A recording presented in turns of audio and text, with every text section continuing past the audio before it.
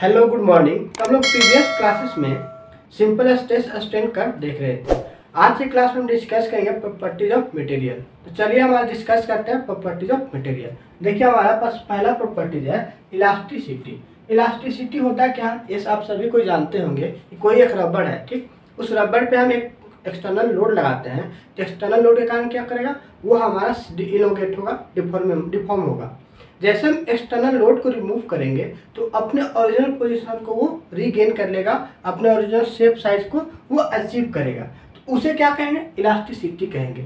तो कोई भी बॉडी हो, उस बॉडी पर हम यदि एक्सटर्नल लोड अप्लाई करते हैं और एक्सटर्नल लोड के कारण डिफॉर्मेशन होता है, और जैसे ही हम एक्सटर्नल लोड को रिमूव करते हैं तो अपने ओरिजिनल पोजीशन को रीगेन करने का कैपेसिटी रखता है, वो ओरिजिनल पोजीशन को रीगेन कर लेता है। तो उस बॉडी को हम इलास्टिसिटी कहते हैं या इलास्टिक बॉडी कहते हैं। ठीक, जैसे हम पिछले क्लास में डिस्कस किए थे stress strain curve mild steel का, तो माइल्ड स्टील कर्व में हम यहाँ पर देखे थे कि हमारा एक इलास्टिक पॉइंट था, ठीक, और उसके नीचे हमारा प्रोपोर्शनल पॉइंट था। तो ये हमारा यहाँ पे लिनियरली जा रहा है, तो इस पॉइंट तक हमारा क्या है कि इस पॉइंट तक लोड लगा रहा है। इस पॉइंट पे जैसे ही लोड हम रिमूव करेंगे तो अपने ओरिजिनल पोजीशन को, अपने ओरिजिनल साइज को क्या करेगा, रीगेन करेगा। तो यहाँ तक उसे क्या है, यहाँ तक उसमें इलास्टिसिटी है, वो अपने ओरिजिनल पोजीशन को रीगेन कर ले रहा है जैसे हम उस पर एक्सटर्नल लोड को रिमूव कर रहे हैं। इलास्टिसिटी का यदि कर्व देखते हैं तो हमारा दो कर्व मिलता है, एक लीनियर और दूसरा नॉन लीनियर। तो लीनियर हमारा कर्व यहाँ पर देखिए, इसे हम देखते हैं, यदि माइल्ड स्टील का कर्व देखेंगे इसमें देखिए यहाँ से यहाँ तक हमारा कैसा कर्व बन रहा है, लीनियर बन रहा है। यहाँ पर स्ट्रेस और स्ट्रेन का डायरेक्टली प्रोपोर्शनल रिलेशनशिप है, तो हमारा कर्व जो बनता है ये हमारा कैसा मिल रहा है, लीनियर। यहाँ पर यदि हम लोड को रिमूव करते हैं, ठीक, रिमूव लोड, तो हमारा देखिए बॉडी पे यदि लोड लगाए तो हमारा डिफॉर्मेशन इस तरह से देखने को मिला, और इस पॉइंट पे जैसे हम लोड को रिमूव करेंगे तो वो अपने क्या करेगा, ओरिजिनल पोजीशन, ओरिजिनल साइज को रिगेन करेगा सेम इसी डायरेक्शन से। तो इस ग्राफ को क्या बोलेंगे, इस ग्राफ को बोलेंगे लीनियर इलास्टिसिटी। यदि हम नॉन लीनियर इलास्टिसिटी का बोलते हैं तो उसका ग्राफ कैसे बनेगा, इस तरह से रिप्रेजेंट करते हैं। ओके, यह हमारा इलास्टिसिटी का दो हमारा ग्राफ हो गया। अब देखते हैं नेक्स्ट प्लास्टिसिटी। तो प्लास्टिसिटी क्या होता है, जब कोई भी हमारा बॉडी है, ठीक, उस बॉडी पे एक्सटर्नल लोड अप्लाई किए, एक्सटर्नल लोड अप्लाई करने के बाद वो क्या करेगा, डिफॉर्म होगा, और वो डिफॉर्म होने के बाद फिर हम उसमें एक्सटर्नल लोड को रिमूव करेंगे तो अब ओरिजिनल पोजीशन को वो रिगेन नहीं करता है, ठीक, उसमें हमारा परमानेंट चेंज हो जाता है। जब परमानेंटली चेंज हो जाएगा उसका साइज और शेप, तो उसे क्या कहेंगे, प्लास्टिसिटी कहेंगे। तो प्लास्टिसिटी हमारा दो, उस प्लास्टिसिटी में क्या हुआ, जैसे हम क्या किए कि हम उस पर एक्सटर्नल लोड अप्लाई किए, तो एक्सटर्नल लोड के कारण क्या हुआ, डिफॉर्म हो गया, ठीक, इसमें हमारा डिफॉर्मेशन हुआ। जैसे यहाँ पर एक्सटर्नल लोड को रिमूव करते हैं तो अपने ओरिजिनल पोजीशन को नहीं रिगेन करके वो हमारा कुछ ना कुछ डिफॉर्मेशन देखने को मिलता है। तो यहाँ पर वो क्या हुआ, इतना हमारा उसमें डिफॉर्मेशन देखने को मिला, ये हमारा परमानेंट चेंज हो गया। तो ये परमानेंट चेंज हो गया तो ये हमारा क्या हो गया, वो प्लास्टिक बॉडी हो गया, प्लास्टिसिटी हो गया। तो यहाँ पर हमारा क्या मिलेगा, रेसिडुअल स्ट्रेन।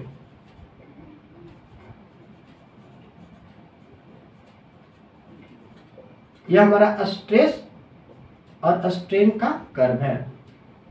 ओके, यदि प्लास्टिसिटी हमारा, प्लास्टिसिटी का ग्राफ तो इस तरह से देख लिए। यदि हमारा प्योर प्लास्टिसिटी होगा तब फिर कैसा ग्राफ होगा, तो प्योर प्लास्टिसिटी में हमारा क्या होगा, देखिए यहाँ पर हमारा माइल्ड स्टील का जो कर्व था, तो यह हमारा रीजन था, कैसा था, परफेक्टली प्लास्टिक रीजन था।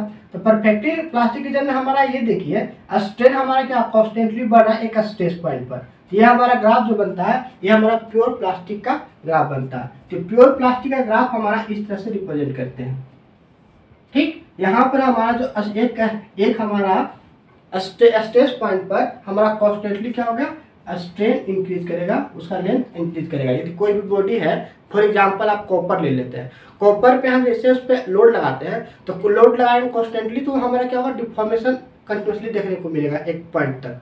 तो उसमें हमारा क्या हो गया, प्योर प्लास्टिसिटी हो गया। तो प्योर प्लास्टिसिटी का ये ग्राफ हो जाता है,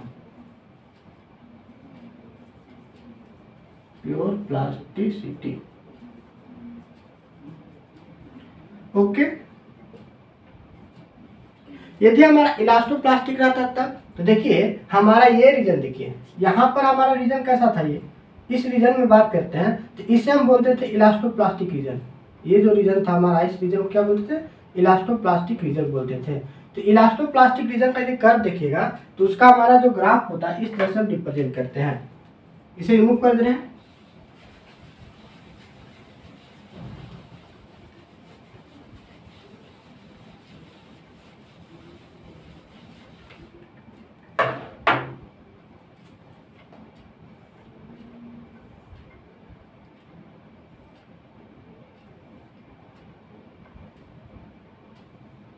ये जो ग्राफ हो गया ये हमारा कैसा ग्राफ हो गया? ये हमारा इलास्टोप्लास्टिक का ग्राफ हो गया। यहाँ तक जो हो गया इलास्टिक हो गया और इस रीजन में हमारा क्या हो गया? प्लास्टिक रीजन हो गया, जिसे हम बोलते हैं इलास्टोप्लास्टिक रीजन। ये हमारा स्ट्रेन हो गया, ये स्ट्रेस। स्ट्रेस स्ट्रेन कर्व देखते हैं तो ये हमारा किसका ग्राफ हो गया? इलास्टोप्लास्टिक का।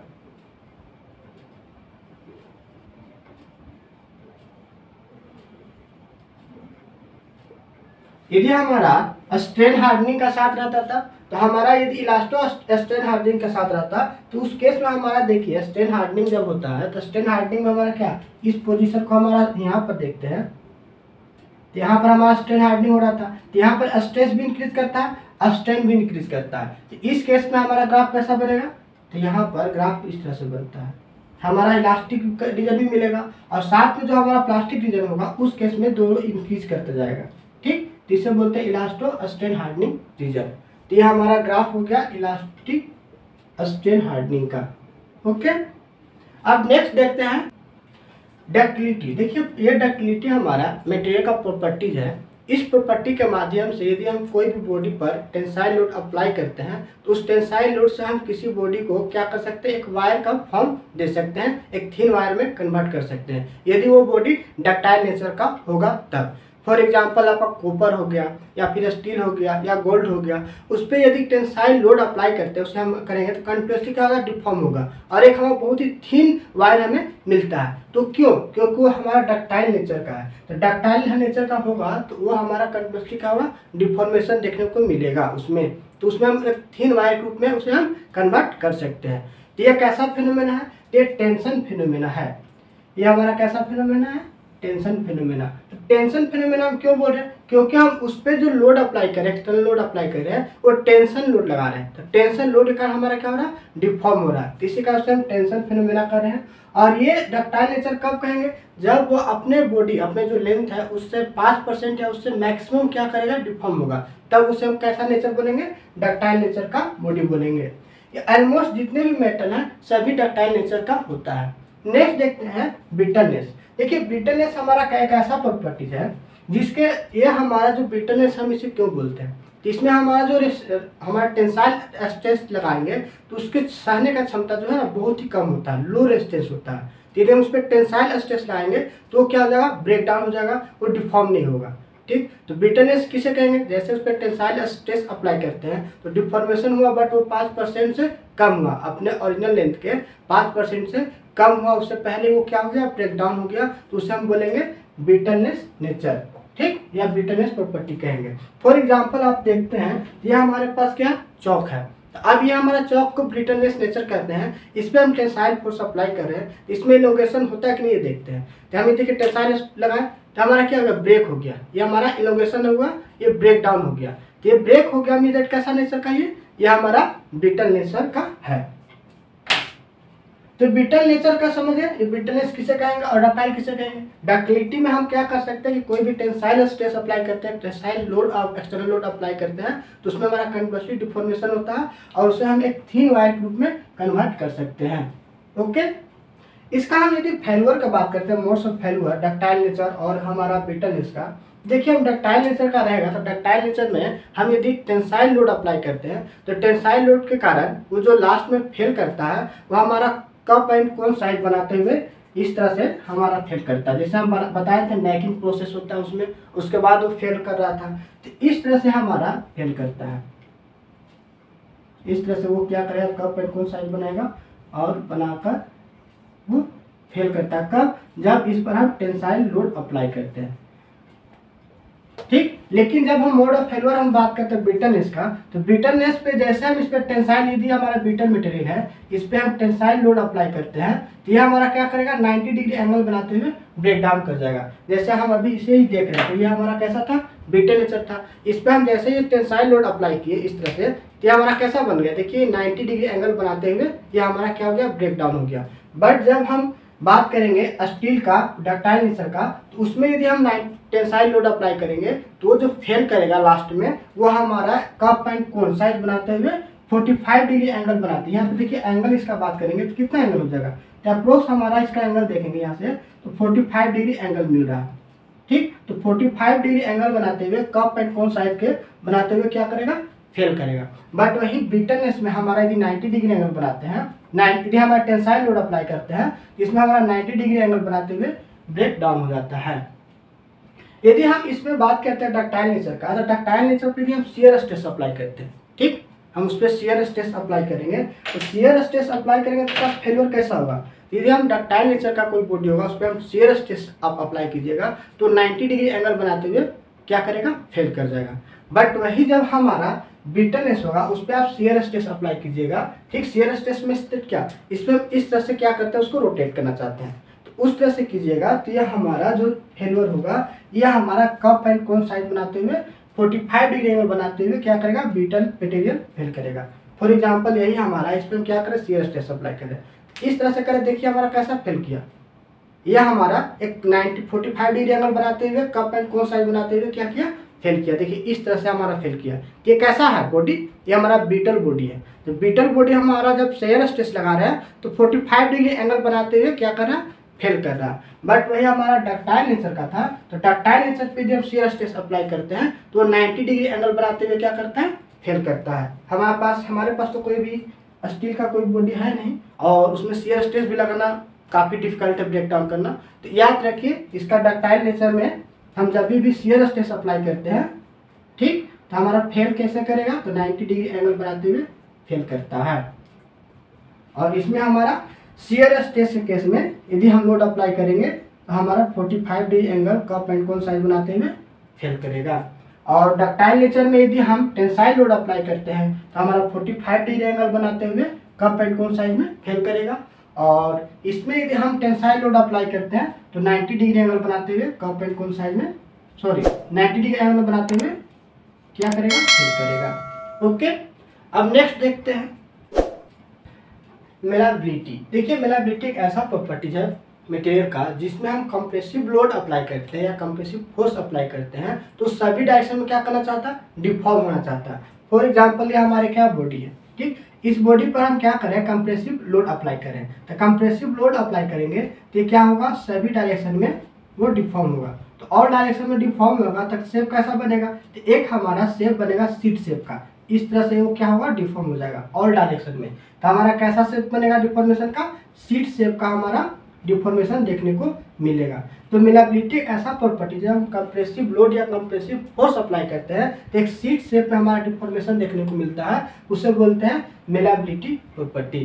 ठीक, ये कैसा फिनोमेना होता है, तो इस पर हम कैसा लोड अप्लाई कर रहे हैं, कंप्रेसिव लोड अप्लाई कर रहे हैं। जब कंप्रेसिव फोर्स अप्लाई कर रहे हैं तब यह हमारा फिनोमेना देखने को मिल रहा है, जिसे हम बोलते हैं कंप्रेसिव फिनोमेना। ओके, अब नेक्स्ट देखते हैं रेजिलेंस। देखिए रेजिलेंस वेरी इंपॉर्टेंट है, इससे हमेशा एग्जाम में क्वेश्चन पूछा जाता है। तो रेजिलेंस क्या होता है कि कोई प्रॉपर्टी है, कोई भी मटेरियल है, उस मटेरियल पे जब हमारा इलास्टिकली डिफॉर्मेशन होता है तो एनर्जी को क्या करता है, ऑब्जर्व करता है। ठीक, तो एनर्जी को ऑब्जर्व करने का कैपेसिटी जो होता है उसे हम रेजिलेंस बोलते हैं। और जैसे लोड को रिमूव करेंगे तो आगे जाकर क्या करेगा, एनर्जी को रिलीज कर देगा। ठीक, उससे हम क्या कहेंगे, रेजिलेंस कहेंगे। For example now a day maximum जगह व्हीकल रहता है, ट्रक हो गया, कार हो गया, चाहे आपका बाइक हो गया, तो सभी में हमारा शॉकर प्रोवाइड किया जाता है स्प्रिंग का। तो वो उसका काम क्या है, तो जैसे हमारा ब्रेकर मिलता है तो उस ब्रेकर पे एनर्जी जो हमारा जर्क होता है उस जर्क को, उस एनर्जी को क्या करता है, शॉकर क्या करता है, अचीव कर लेता है, एनर्जी को ऑब्जर्व कर लेता है और आगे जाकर वो हमारा रिलीज कर देता है। तो जिससे हमें उस व्हीकल पे इफेक्ट नहीं पड़ता, उस जर्क का इफेक्ट देखने को नहीं मिलता है। तो हमारा वहाँ पे क्या हो गया, रेजिलेंस प्रॉपर्टीज वर्क हो गया। तो फॉर एग्जांपल आपका स्प्रिंग एक्शन, ठीक, वहाँ पर जितना भी है वहाँ पर स्प्रिंग लगा हुआ है, बाइक पर हमारा शॉकर क्या है, एक तरह का स्प्रिंग है जो एनर्जी को क्या कर रहा है, ऑब्जर्व कर रहा है, और जैसे आगे जा रहे हैं तो वहाँ पे लोड रिमूव हो रहा है तो वहाँ से एनर्जी को रिलीज कर दे रहा है। ठीक, तो हमारा कैसा प्रॉपर्टीज हो गया, रेजिलियंस। अब देखते हैं modulus of resilience. Modulus of resilience क्या होता है, तो मॉडुलस ऑफ रेजिलियंस हमारा जो एनर्जी ऑब्जर्व करता है per unit volume with in elastic limit, उसे हम बोलेंगे modulus of resilience. Modulus of resilience किसे कहेंगे,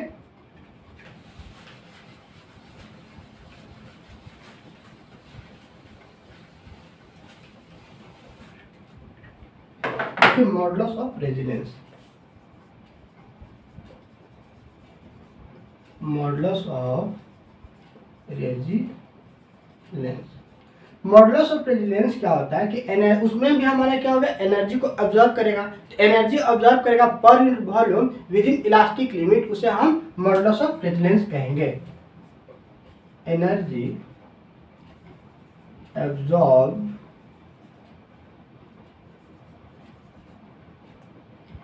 पर यूनिट वॉल्यूम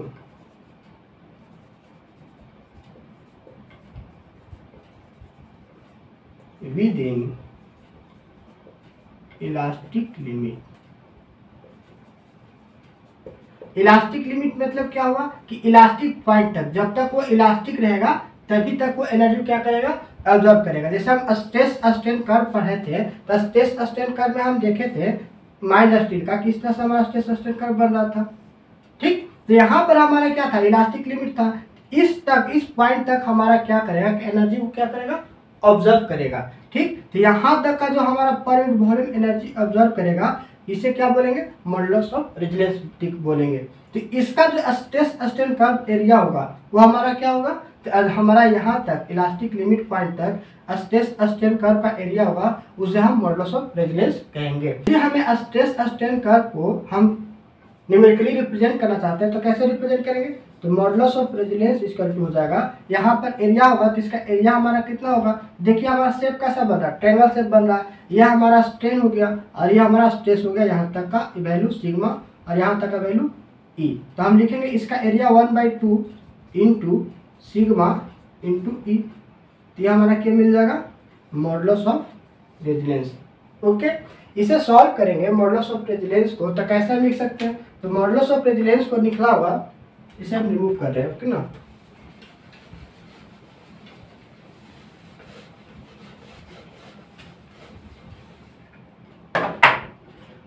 तो मॉडुलस ऑफ रेजिलियंस को हम न्यूमेरिकली रिप्रेजेंट करना चाहते हैं तो हमारा कैसे लिखेंगे, 1/2 इंटू सिग्मा इंटू ई। सिग्मा क्या हो गया, आपका स्ट्रेस हो गया, और ये स्मॉल ई क्या हो गया, स्ट्रेन हो गया। तो ये हमारा ये ट्रायंगल शेप का क्या मिल गया, एरिया मिल गया।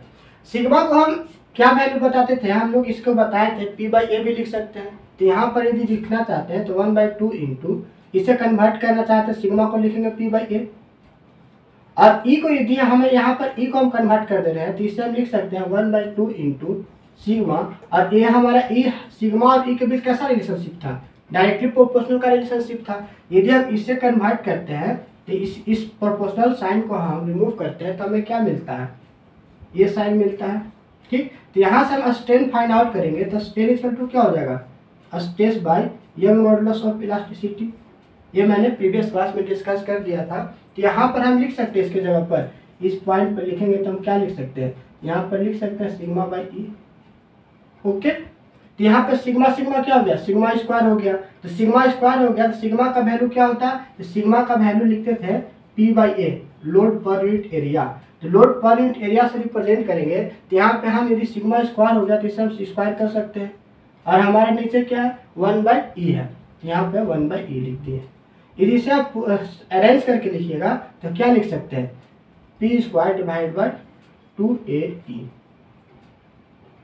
2A² into E। ये आपका क्या हो गया, तो ये आपका हो गया modulus of resilience.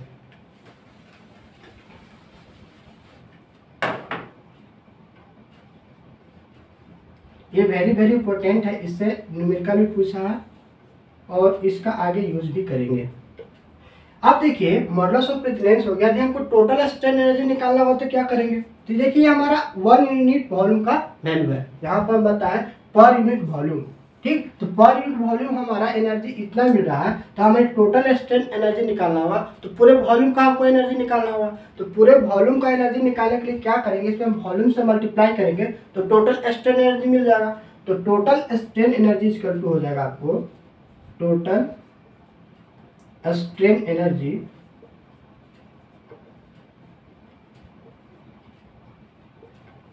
Equal to क्या हो गया, modulus of resistance into volume.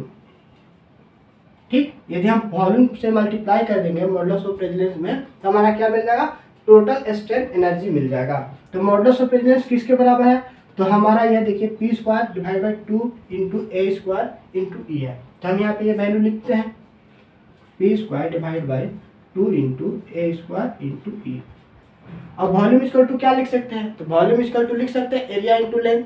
तो यहाँ पे लिख देते हैं एरिया इंटू लेंथ। एरिया से एरिया कैंसिल करेंगे तो हमें क्या मिल जाएगा, यहाँ पे मिल जाएगा P square into L divide by 2AE। तो टोटल स्ट्रेन एनर्जी क्या हो गया, तो टोटल स्ट्रेन एनर्जी आपका हो गया P square into L divide by 2 into AE। ये भी हमारा वेरी वेरी इंपॉर्टेंट है, इससे हमारा एग्जाम में न्यूमेरिकल पूछा हुआ है। तो आपको total strain energy equal to क्या हो गया, P square L divide by 2AE। इसे नोट डाउन कर लीजिए और इसे भी नोट डाउन कर लीजिए। एक चीज और, टोटल स्ट्रेन एनर्जी को आप ऐसे भी लिख सकते हैं, यहाँ पर क्या लिखे थे 1/2 इंटू सिग्मा इंटू ई। तो यहाँ पर इसमें क्या करेंगे, वॉल्यूम से मल्टीप्लाई कर देंगे। तो टोटल स्ट्रेन एनर्जी से आपको कंफ्यूजन कभी नहीं होना है। यहाँ पे आप 1/2 into sigma into E into volume भी लिख सकते हैं। ओके,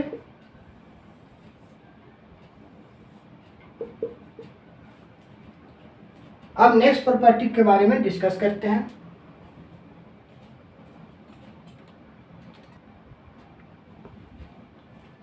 यहाँ देखिए टफनेस। टफनेस क्या है, तो कोई भी बॉडी है, तो कोई भी बॉडी पर फ्रैक्चर पॉइंट तक, फेल्यूर पॉइंट तक जो मैकेनिकल एनर्जी को एब्जॉर्ब करने का कैपेसिटी होता है उसे बोलते हैं टफनेस। कोई भी बॉडी है, वो बॉडी पर हम लोड अप्लाई कर रहे हैं, उसमें मैकेनिकल एनर्जी अप्लाई कर रहे हैं, तो फेल्यूर पॉइंट तक जो मैकेनिकल एनर्जी को ऑब्जर्व करेगा उस कैपेसिटी को क्या बोलेंगे, टफनेस कहेंगे। ठीक, अब बात करते हैं मॉडुलस ऑफ टफनेस का। तो मॉडुलस ऑफ टफनेस क्या हो जाएगा, देखिए मॉडुलस ऑफ टफनेस को यहाँ पर हम यहाँ पे डिफाइन किया हुआ है, area under stress strain curve up to fracture point is called modulus of toughness. तो हमारा stress strain curve mild steel का मैंने बताया था किस तरह से था, इस तरह से हमने रिप्रेजेंट किया था।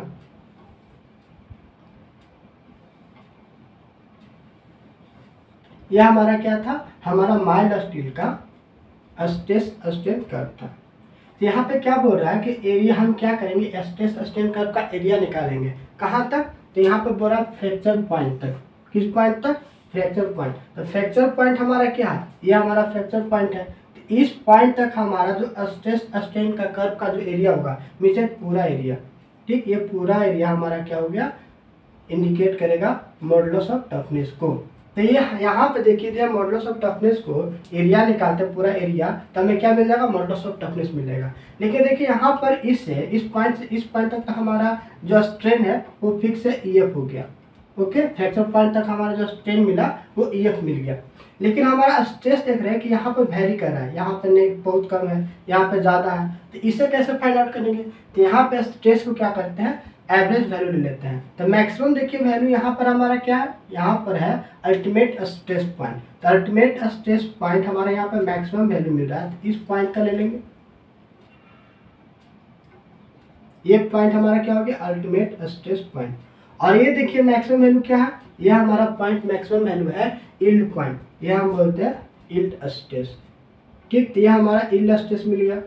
ठीक, और ये दोनों का हम क्या करेंगे, एवरेज ले लेंगे, तो हमें एक क्या मिलेगा, एवरेज स्ट्रेस मिल जाएगा। यहाँ पे स्ट्रेस निकालेंगे तो एवरेज ले लेंगे किसका, अल्टीमेट स्ट्रेस, यहाँ पर अल्टीमेट स्ट्रेस पॉइंट के लेंगे प्लस यील्ड स्ट्रेस पॉइंट को डिवाइड बाय 2। तो यहाँ से हमें क्या मिल जाएगा, स्ट्रेस मिल जाएगा। और यहाँ पर स्ट्रेंथ आपको पता है EF। अब ये हमारा कैसा शेप बन गया, ये हमारा शेप बन गया रेक्टेंगुलर शेप। तो इसका एरिया निकाल देंगे। तो एरिया इसका टू रेक्टेंगल का एरिया क्या होता है, लेंथ टू ब्रेथ। तो यहाँ पे मॉडुलस ऑफ टफनेस जो हो जाएगा आपको क्या हो जाएगा, तो स्ट्रेस इंटू स्ट्रेन, तो sigma u plus sigma y by 2 into E F.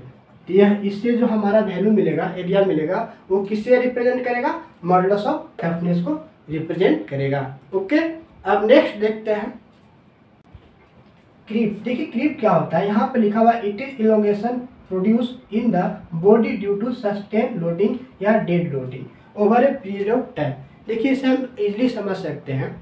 आप कोई पुराना घर देखिए, पुराना घर में बीम देखिएगा, ठीक, जो हमारा बीम सबसे ऊपर लगा हुआ रहता है उसमें हल्का डिफ्लेक्शन देखने को आपको मिलेगा। वो क्यों होता है कि लंबे समय तक हमारा बीम रहेगा तो हमारा बीम का एक डेड लोड होगा, सेल्फ लोड होगा। सेल्फ लोड को ही हम डेड लोड कहते हैं। तो सेल्फ लोड के कारण वो लंबे समय तक रहेगा कंटिन्यूसली, तो उसमें हल्का क्या होता है, डिफॉर्मेशन देखने को मिलता है। वो हल्का क्या हो जाता है, डिफॉर्म हो जाता है। या कोई बीम है, बीम पर हम कंटिन्यूसली जो लोड लगा हुआ है, एक लंबे समय तक लोड लगा हुआ है, तो उस लोड के कारण बीम में हल्का क्या होगा, डिफ्लेक्शन देखने को मिलेगा। उसी डिफ्लेक्शन को हम बोलते हैं क्रीप। यह हमारा कैसा है, तो टाइम डिपेंडेंट फिनोमेना, एक लंबे समय तक रहेगा तब जाकर वो हमारा डिफ्लेक्शन देखने को मिलता है, ठीक। तो ये उसे हम क्या बोलते हैं, क्रीप। तो क्रीप क्या हो गया, तो क्रीप हमारा क्या हो गया कि जब भी कोई बीम है तो अपने लोड के कारण, सेल्फ लोड के कारण या उस पर कंटिन्यूसली जो हमारा बीम पर सब लगा हुआ है, सस्टेन लोड जो कर रहा है, उस लोड के कारण हमारा क्या होता है कि डिफ्लेक्शन देखने को मिलता है,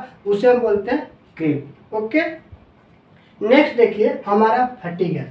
फटीग को आपको समझने के लिए बेस्ट एग्जांपल है, कोई घर होगा तो घर पे हम न्यू घर बनाते हैं तो घर के ऊपर कॉलम पे हमारा 4 रॉड निकाल के छोड़ देते हैं, ठीक। उस रॉड को आप एक क्या कीजिएगा, लेफ्ट राइट उस पर आप इसे क्या कीजिएगा, रिसाइकिल कीजिएगा, एक पीरियडिक कीजिएगा। तो हम जब उस पर करेंगे तो हमारा एक पॉइंट पर क्या होगा, वहाँ इस पॉइंट पर, नीचे पॉइंट पर हमारा क्या होगा, देखिएगा कि वो हमारा पॉइंट पर स्ट्रेस लूज करता है, वहाँ पर हमारा पिन पॉइंट होता है। और कंटिन्यूसली यदि हम वो करेंगे तो हमारा उस पॉइंट पे क्या हो जाएगा, वो ब्रेक हो जाएगा, टूट जाएगा। तो उसे ही हम बोलते हैं फटीग। फटीग क्या होता है कि हमारा यदि हम लोड कंटिन्यूसली साइक्लिंग लोडिंग कर रहे हैं या हम कंटिन्यूसली पीरियडिक लोडिंग अप्लाई कर रहे हैं किसी एक पॉइंट पर, तो हमारा क्या होगा, उस पॉइंट पर स्ट्रेस लूज कर देता है, उसे बोलते हैं फटीग। फॉर एग्जाम्पल मैं आपको बताएं कि कोई भी रॉड है वो हमारा फिक्स है, तो उसे हम क्या करें, राइट ले जा रहे हैं, फिर लेफ्ट ले जा रहे हैं, तो एक पॉइंट पर वो अपना क्या होता है, स्ट्रेस को लूज कर देता है, तो उससे हम उस प्रोसेस क्या बोलते हैं, उसे हम बोलते हैं फटीग, ठीक। ये हमारा फटीग हो गया। नेक्स्ट देखते हैं इंड्योरेंस लिमिट। इंड्योरेंस लिमिट क्या होता है, नेक्स्ट देखते हैं इंड्योरेंस लिमिट। इंड्योरेंस लिमिट क्या होता है, देखिए यह हमारा यहाँ पे एक हमारा टर्म आ रहा है डायनेमिक लोडिंग। पहले देखते हैं डायनेमिक लोडिंग होता है क्या। तो इंड्योरेंस लिमिट हमारा resistance of the body against the dynamic loading या against the reversal of stress. तो डायनेमिक लोडिंग हमारा होता है विंड लोड या अर्थक्वेक लोड को हम डायनेमिक लोडिंग बोलते हैं। तो विंड लोड हमारा, विंड आ रहा है तो हम घर को यदि मान रहे हैं कि हम 40 फ्लोर बना रहे हैं, 50 फ्लोर बना रहे हैं, तो जब 40 तला 50 तला घर बनाएगा तो वहाँ पर आपका हवा का जो है इफेक्ट देखने को मिलेगा, या फिर हमारा जो अर्थक्वेक होगा उसका भी इफेक्ट देखने को मिलेगा। तो जो हमारे विंड के अपोजिट डायरेक्शन में, अगेंस्ट में जो हमारा रेजिस्टेंस डेवलप होता है उसे बोलते हैं इंड्योरेंस लिमिट। जैसे हमारा यहाँ पे क्या हमें घर बना है तो यहाँ पे हमारा क्या होगा, हमारा एयर का इफेक्ट देखने को मिलेगा। तो इस एयर को इफेक्ट को, ये एयर का इफेक्ट देखने को मिलेगा तो हमारा बॉडी क्या होगा, इस तरह से डिफॉर्म होना चाहेगा, ठीक। ये हमारा डिफॉर्म हो जाएगा, लेकिन ये डिफॉर्म नहीं होने देगा, इसके अगेंस्ट में हमारा क्या होगा, एक रेजिस्टेंस डेवलप होगा। ये रेजिस्टेंस डेवलप होगा, इसे हम बोलते हैं इंड्योरेंस लिमिट, ठीक। ये हमारा जो डायनेमिक लोडिंग के अगेंस्ट में हमारा जो रेजिस्टेंस डेवलप होता है उसे क्या बोलेंगे, इंड्योरेंस लिमिट कहते हैं। ये हमारा इंड्योरेंस लिमिट हो गया। या फिर रिवर्सल ऑफ स्ट्रेस के अगेंस्ट में जो हमारा रेजिस्टेंस डेवलप होगा उसे क्या बोलेंगे, इंड्योरेंस लिमिट। देखिए नेक्स्ट पॉइंट है रिलैक्सेशन। ये हमारा क्या होता है, जैसे फॉर एग्जाम्पल आप घर में कपड़ा सुखाने के लिए आप 2 वायर को क्या करते होंगे, टाइटली बांधते होंगे। तो हम वायर को टाइटली हम क्या किए, बांध दिए 2 पॉइंट पर, ठीक। अब इस पे क्या किया, हम क्लॉथ को डाल दिए। तो क्लॉथ को आप डालिएगा तो एक टाइम पे क्या होगा कि यदि हम क्या होगा, यहाँ पर स्ट्रेस को रिलीज कर देता है और ये इस तरह से डिफॉर्म हो जाएगा, ठीक। तो हमारा जब कंटिन्यूस में हम लोड अप्लाई करते हैं तो अपना स्ट्रेस को क्या कर दे रहा है, लूज कर दे रहा है। तो ये इसी को बोलते हैं, इसी को बोलते क्या बोलते हैं, रिलैक्सेशन करते हैं, ठीक। जो स्ट्रेस को वो लूज कर रहा है तो उसे क्या बोलेंगे, रिलैक्सेशन। तो मैंने मैक्सिमम प्रॉपर्टीज को डिस्कस कर दिया और ये एग्जाम पॉइंट ऑफ व्यू से वेरी वेरी इंपॉर्टेंट है। तो आज के लिए इतना ही, फिर मिलते हैं नेक्स्ट क्लास में। वीडियो अच्छी लगी हो तो इसे लाइक कीजिए, सब्सक्राइब कीजिए और ज़्यादा से ज़्यादा अपने दोस्तों को भी शेयर कीजिए। थैंक यू, जय हिंद।